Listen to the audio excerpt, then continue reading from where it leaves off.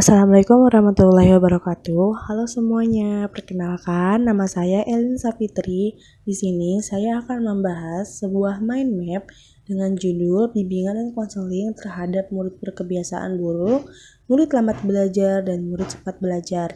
Pertama-tama, saya akan menjelaskan mengenai pengertiannya dulu ya.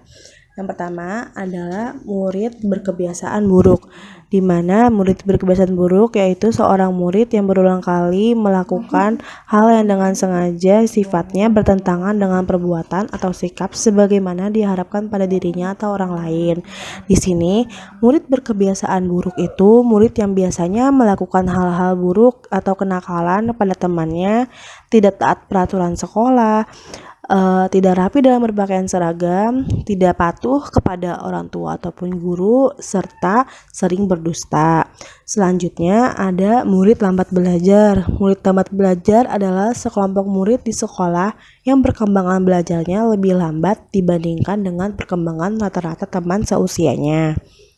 Pada umumnya, mereka mempunyai kecerdasan di bawah rata-rata.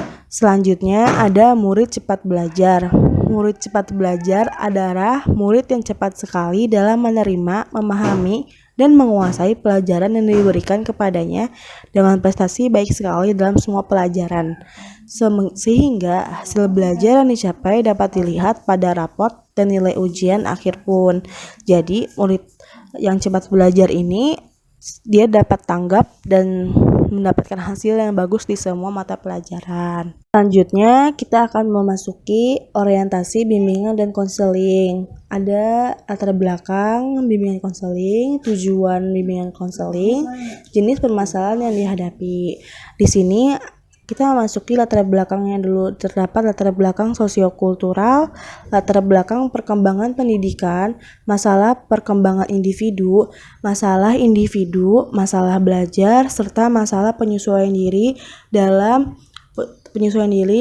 kehidupan tingkah laku. Selanjutnya ada tujuan bimbingan konseling. Tujuannya terkait dengan aspek pribadi sosial konseli, terkait dengan aspek akademik atau belajar, serta terkait dengan aspek karir. Lalu ada jenis permasalahan yang biasanya terdapat dalam bimbingan konseling. Yang pertama, masalah pengajaran dan belajar, masalah pendidikan, masalah karir, masalah penggunaan waktu senggang, serta masalah sosial. Kita memasuki pengertian dari aspek-aspek latar belakang bimbingan dan konseling. Yang pertama adalah latar belakang sosiokultural, di mana perkembangan zaman banyak menimbulkan perubahan dan kemajuan dalam berbagai segi kehidupan dalam masyarakat.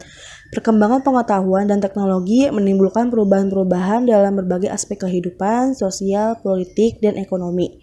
Di samping itu pula, pertambahan penduduk yang kian meningkat telah menambah kompleksnya masalah yang dihadapi. Di sini, sekolah tidak dapat melepas diri dari situasi kehidupan bermasyarakat. Sekolah mempunyai tanggung jawab untuk membantu para murid baik sebagai pribadi maupun anggota masyarakat. Di dalam situasi inilah, bimbingan dan konseling akan terasa diperlukan sebagai bentuk bantuan kepada murid. Program bimbingan dan konseling membantu berhasilnya program pendidikan pada umumnya. Selanjutnya ada perkembangan pendidikan. Sebagai suatu proses yang dinamis, pendidikan akan senantiasa berkembang dari waktu ke waktu sesuai dengan perkembangan yang terjadi di lingkungan pada umumnya. Para murid dihadapkan mampu menyesuaikan diri dengan setiap dalam keseluruhan proses belajarnya. Proses penyesuaian diri tersebut memerlukan bantuan yang sistematis melalui pelayanan bimbingan dan konseling yang terprogram secara utuh. Lalu ada masalah perkembangan individu. Di sini bimbingan konseling akan membantu di dalam memperoleh penyesuaian diri yang sesuai dengan tingkat perkembangan individu. Dalam konsepsi tugas perkembangan atau developmental task, dikatakan bahwa setiap periode tertentu terdapat sejumlah tugas perkembangan yang harus diselesaikan dan tugas-tugas tersebut akan berpengaruh bagi perkembangan selanjutnya. Selanjutnya adalah masalah perbedaan individu. Peserta didik kita itu merupakan pribadi yang sedang bertumbuh dan berkembang. Di samping memiliki kesamaan tertentu, siswa memiliki perbedaan. Di sekolah sering ditemukan masalah perbedaan individu. Misalnya ada murid yang lambat belajar dan ada yang cepat belajar, ada yang cerdas dan berbakat dalam bidang tertentu. Dengan kata lain, sekolah hendaknya memberikan pelayanan kepada masing-masing siswa. Jadi tidak hanya disamaratakan, namun setiap siswa memiliki kesempatan dalam memajukan bakat dan potensinya dan serta minatnya. Selanjutnya, masalah penyesuaian diri dan kelainan tingkah laku. Di sini dalam proses penyesuaian diri siswa banyak sekali menimbulkan masalah terutama bagi diri individu itu sendiri. Jika individu dapat menyesuaikan diri dengan lingkungannya yang disebut well adjust, kalau individu gagal tersebut malah gejala salah sesuai dimanifestasikan dalam bentuk tingkah laku yang kurang wajar.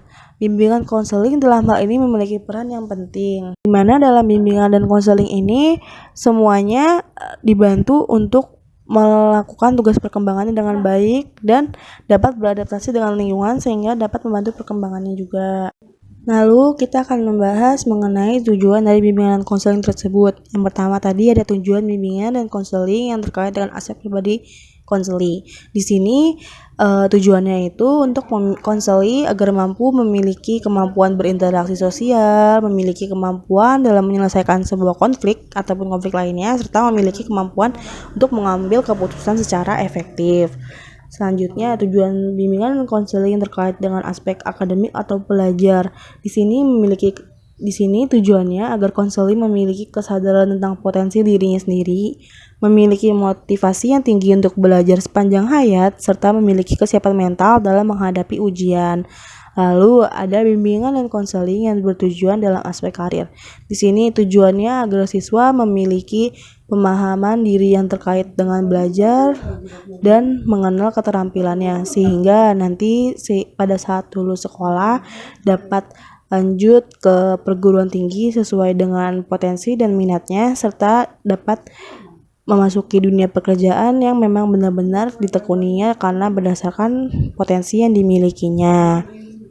Lalu kita akan memasuki pembahasan mengenai masalah-masalah yang biasanya terdapat dalam bimbingan konseling. Siswa biasanya datang kepada guru BK karena terdapat permasalahan seperti masalah belajar, di mana dalam permasalahan belajar atau pengajaran di sini murid mengalami berbagai kesulitan dalam menghadapi kegiatan pelajaran.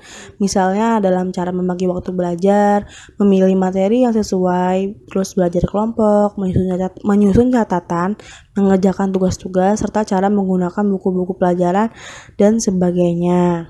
Dalam selanjutnya ada masalah pendidikan. Dalam hubungan ini, individu menghadapi berbagai kesulitan yang berhubungan dengan kegiatan pendidikan pada umumnya.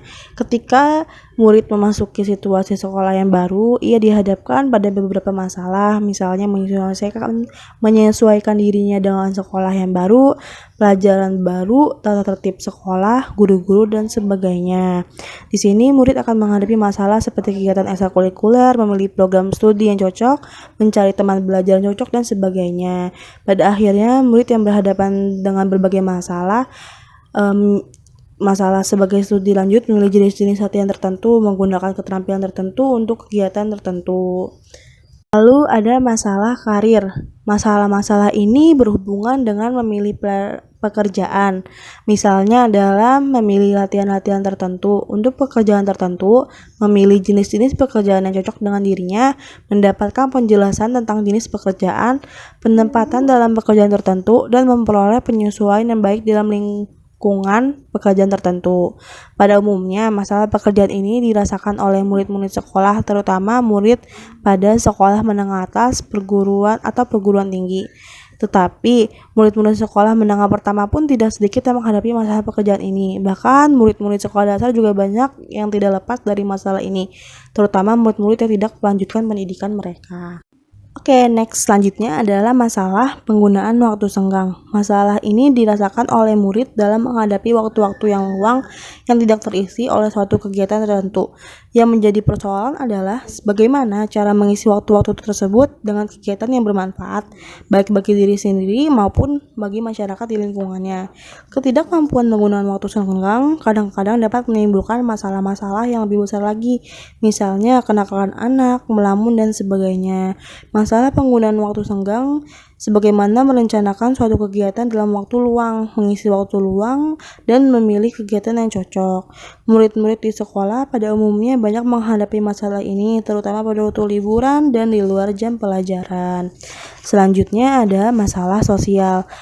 Terkadang murid menghadapi kesulitan dalam hubungannya individu atau lingkungan sosialnya. Misalnya, kesulitan dalam mencari teman belajar, teman bermain, merasa terasing dalam pekerjaan-pekerjaan kelompok, dan sebagainya. Di sini masalah ini timbul karena kekurangan atau kurang kemampuannya murid berhubungan dengan lingkungan sosialnya atau lingkungan sosial itu sendiri kurang sesuai dengan keadaan dirinya. Lalu selanjutnya yang terakhir adalah masalah pribadi. Dalam situasi tertentu, murid dihadapkan pada suatu kesulitan yang bersumber dari dalam dirinya.